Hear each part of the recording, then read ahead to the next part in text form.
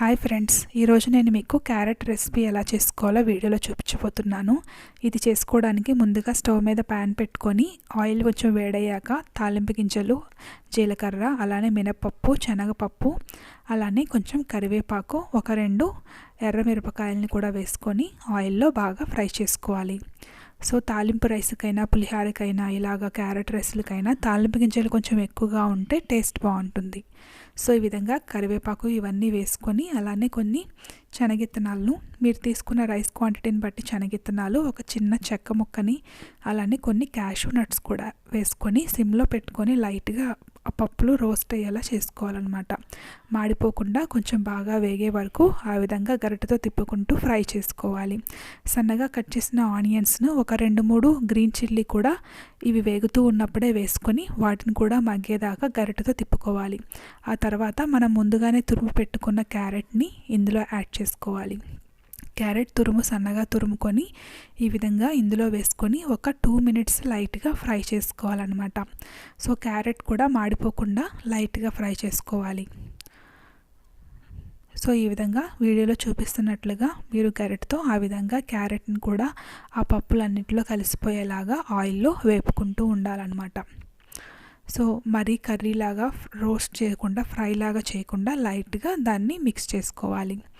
So ఈ విధంగా carrot కొంచెం ఉడికిన తర్వాత కొంచెం పసుపు, టేస్ట్కి సరిపడిన సాల్ట్ యాడ్ చేసుకొని మళ్ళీ మిక్స్ చేసుకోవాలి. సో అలానే మీకు టేస్ట్ కొంచెం కారం కావాలనుకుంటే కొంచెం కారం యాడ్ చేసుకోవచ్చు, లేదంటే వదిలేయచ్చు. నేను ఇందులో మీకు కొంచెం ఒక స్పూన్ సాంబార్ పౌడర్ని కూడా యాడ్ చేస్తున్నాను. కొంచెం గ్రేవీలాగా కనిపిస్తుంది కాబట్టి, అలానే టేస్ట్ కూడా బాగుంటుంది. సాంబార్ పౌడర్ వేసుకుంటే ఒక స్పూన్ మాత్రమే సాంబార్ పౌడర్ వేసుకొని ఆ క్యారెట్ తురుములో మిక్స్ చేసుకోవాలి.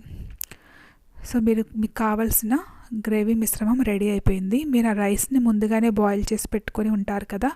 సో తీసుకున్న క్యారెట్ క్వాంటిటీ ప్రకారం నేను ఒక బౌల్ రైస్ని యాడ్ చేశాను. సో ఆల్రెడీ ఉడకబెట్టుకున్న రైస్ని ఆ విధంగా ఆ క్యారెట్ తురుములో వేసి మిక్స్ చేసుకోవాలి. సో ఇప్పుడు స్టవ్ని కూడా మీరు సిమ్లోనే పెట్టుకొని ఈ విధంగా రైస్ని ఆ క్యారెట్లో మిక్స్ చేసుకోవాలి. స్టవ్ని మీరు హై ఫ్లేమ్లో పెట్టేస్తే రైస్ స్టిక్ అయిపోతుంది ఏ ప్యాన్కైనా. సో జాగ్రత్తగా రైస్ తునిగిపోకుండా ఆ విధంగా క్యారెట్ని మిక్స్ చేసుకుంటూ ఉండాలన్నమాట.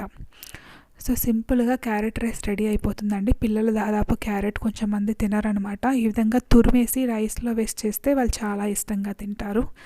సో ఈ విధంగా రైస్ని కొంచెం క్యారెట్లో మిక్స్ చేసుకున్న తర్వాత కొంచెం కొత్తిమీర యాడ్ చేసుకోండి. ఇంకంతేనండి, స్టవ్ను ఆఫ్ చేసుకోవడమే.